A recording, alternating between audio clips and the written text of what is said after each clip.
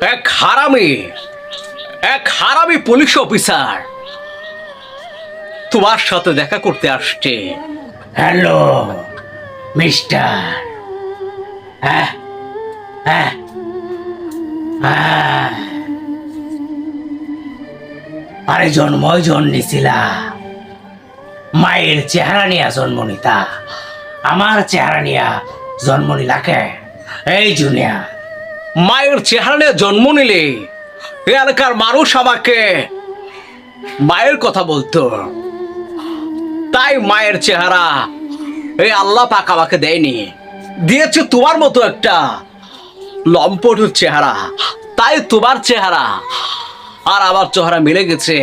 চেহারা আমার মতো হলেও কথা তো ঠিক নায়ক মান্নার মতো কস। আরে জুনিয়র মান্না কেমন হইছে